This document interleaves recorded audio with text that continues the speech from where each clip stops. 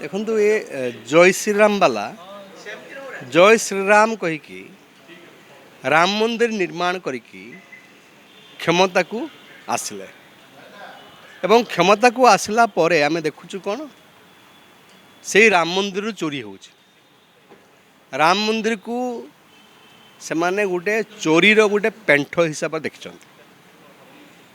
ସୋମନାଥ ମନ୍ଦିରକୁ ମାମୁଦ 17 ଥର ଆକ୍ରମଣ କରିଥିଲେ 1000 ବର୍ଷ ତଳେ ଏବଂ ସେ ଆକ୍ରମଣର ତାର ତାକୁ ପୁନରୁଦ୍ଧାର କରିବା ପାଇଁ ସୋମନାଥ ମନ୍ଦିରକୁ ଆମେ ଦେଖିଲେ ଯେ ବିଜେପି ଗତ କିଛି ଦିନ ତଳେ ବିରାଟ ସବୁ ଉତ୍ସବ ମନେଇଲା।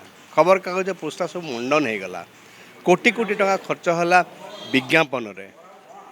ସିଏ 1000 ବର୍ଷ ତଳେ 17 ଥର ଆକ୍ରମଣ କରିଥିଲା, ଲୁଟିଥିଲା। ଏବେ ଏଇ 40 ଦିନରେ 70 ଥର ଚୋରି ହେଲା ରାମ ମନ୍ଦିରରେ। 70 ଥର ଚୋରି ହେଇଛି ରାମ ମନ୍ଦିରରେ। କିଏ ଚୋରି କରିଛି?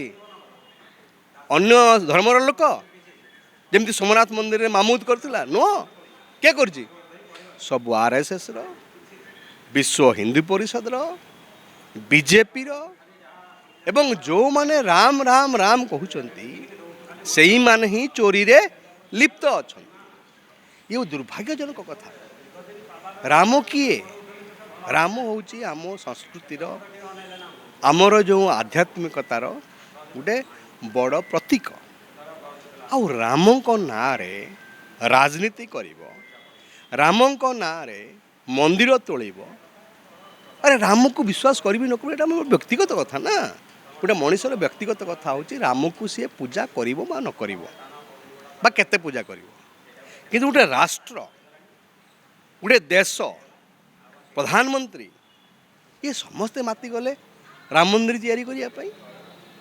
ଏବଂ ଯେଉଁ ରାମ ମନ୍ଦିର ତିଆରି କରିବା ପାଇଁ ପ୍ରଧାନମନ୍ତ୍ରୀ ନିଜେ ସମସ୍ତ ବଳ କୌଶଳ ଲଗେଇଲେ, ଆଉ ସେଇ ରାମ ମନ୍ଦିରରୁ ଯେତେବେଳେ ଚୋରି ହେଉଛି, କୋଟି କୋଟି ଶହ ଶହ କୋଟି ଟଙ୍କା ଚୋରି ହେଉଛି, ପ୍ରଧାନମନ୍ତ୍ରୀ ଚୁପ୍ କାହିଁକି? ଆପଣଙ୍କ ପାଟିରୁ ତୁଣ୍ଡି ତ ଖୋଲୁନି। ତୁଣ୍ଡିରେ ତାଲା ପଡ଼ିଛି କ'ଣ ପାଇଁ ଆପଣଙ୍କର? ସୋମନାଥ ମନ୍ଦିର କଥା ତ କହିକି ଆପଣ ବିରାଟ ଭାଷଣ ମାରିଲେ। ରାମ ମନ୍ଦିରରେ ଚୋରି ହେଉଛି କାହିଁ କହୁନାହାନ୍ତି?